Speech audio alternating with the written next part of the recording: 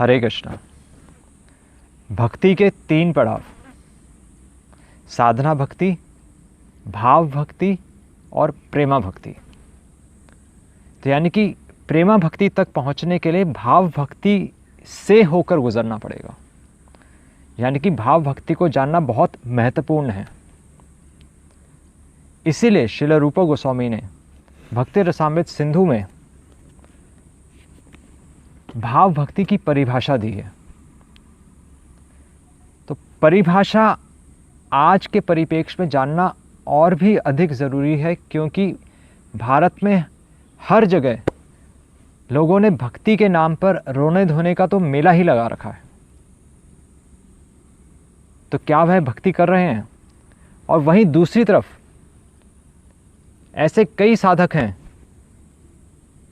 जो कई वर्षों से भगवान का नाम माला पे ले रहे हैं और दृढ़ साधना कर रहे हैं, नियम पालन कर रहे हैं, उनको तो रोना धोना नहीं आ रहा। तो यह अंतर जानने के लिए परिभाषा दी गई है रूप गोस्वामी द्वारा, और यह श्लोक संख्या 1.3.1 में दी गई है। संस्कृत में अगर आप इस श्लोक को देखना चाहें तो यह चैतन्य चरितामृत के मध्य लीला के 23वें अध्याय का 5वां श्लोक है। तो यह श्लोक है, शुद्ध सत्व विशेषात्मा प्रेम सूर्यांशु साम्य भाग रुचिभिः चित मार्शनेय कृत असौ भाव उच्यते।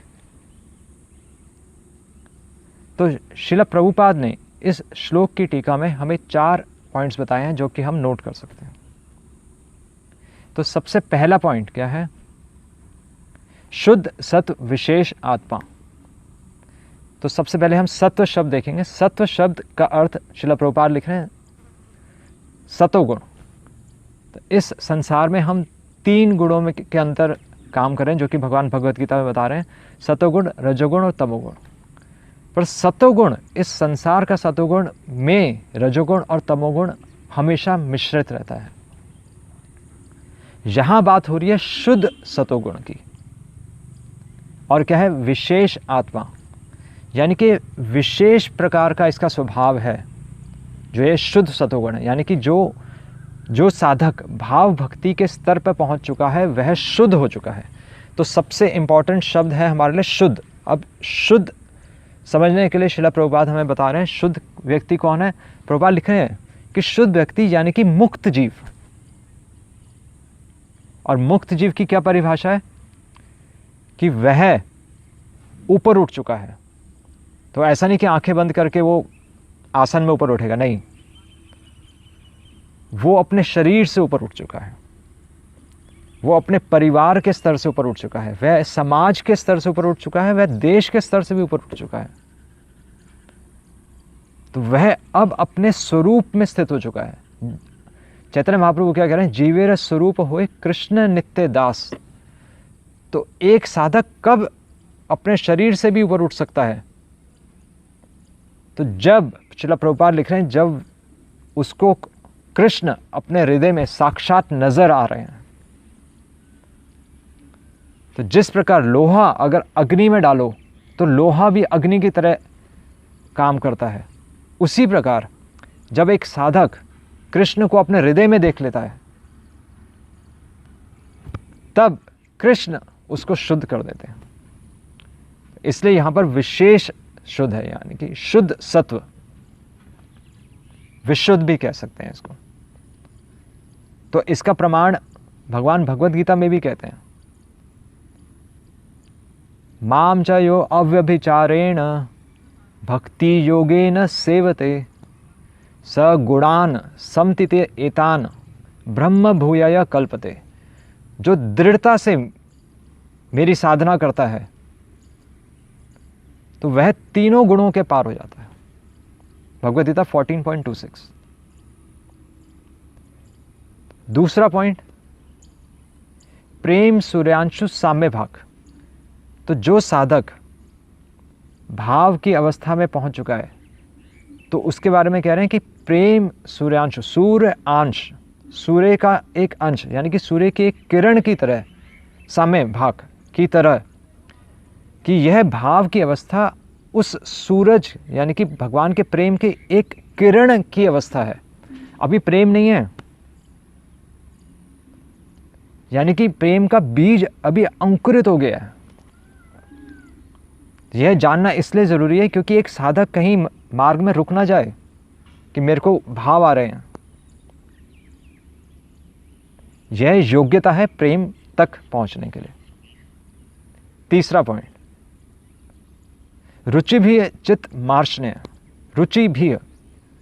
तो रुचि यानी कि भक्ति में जो रस है, टेस्ट, जो विभिन्न प्रकार के रस हैं, उनके आस्वादन से चित्त यानी कि हृदय, मार्शने यानी कि कोमल हो जाना।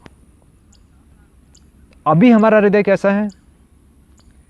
तो भागवत कहती है दूसरे स्कंद में, तद अश्मसारम हृदयम बतेदम, कि भगवान का नाम लेने के उपरांत भी नियमित रूप से अगर हमारा हृदय परिवर्तन नहीं हो रहा तो हमारा हृदय लोहे का बना है। और श्रील जीव गोस्वामी अपने संदर्भ में लिखते हैं कि हमारा हृदय लोहे का क्यों है? इसका कारण है भक्ति में किए गए अपराध,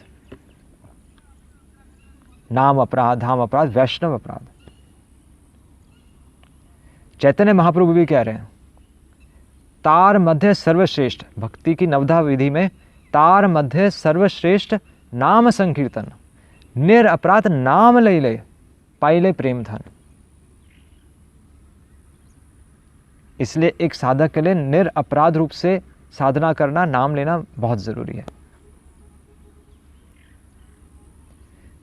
तो अब हमने देखा, तो आगे क्या है? कृत असौ भावोचते, तो इसको भाव की अवस्था कहते हैं।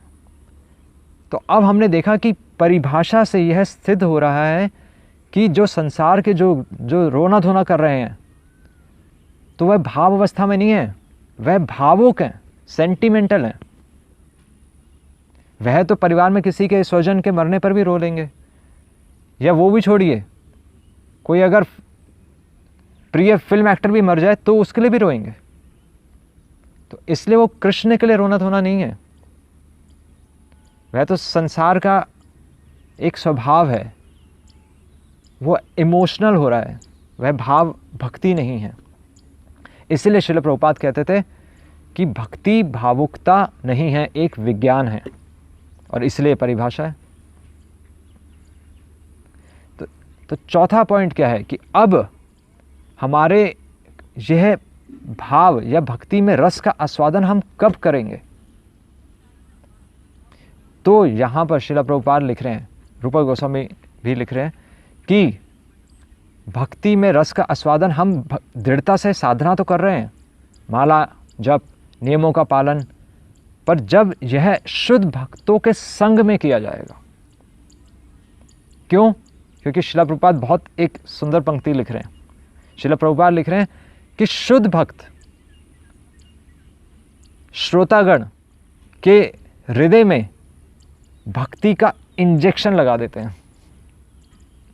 तो चाहे हमारी योग्यता ना हो, चाहे हम त्रुटिपूर्ण भक्ति कर रहे हों, पर शुद्ध भक्तों की कृपा से और उनके माध्यम से भगवान की कृपा से हम इस अवस्था तक पहुंच सकते हैं। तो हमारे लिए अब करना क्या है? यह जानने के बाद हमें आशा रखनी है। तो किस चीज़ की आशा रखनी है? कि एक दिन हमारे अंदर भी ये भाव आएंगे। और ये भाव किसके भाव हैं? ये हमारे भाव नहीं, ये शुद्ध भक्तों के भाव हैं। और कहाँ से हम जानेंगे? शुद्ध भक्तों के माध्यम से या भागवतम से। पिबतम भागवतम रसम आलयम, भागवत में ये रस दिया हुआ है, भगवान और भगवान के शुद्ध भक्तों का संबंध। इसको पढ़ें, इसका स्मरण करें, इसका आदर करें, इसको हृदय में रखें और आशा रखें कि एक दिन हमारे अंदर भी ऐसे भाव आएंगे और इस चेष्टा से हम अपनी साधना दृढ़ता से करते रहें। हरे कृष्ण।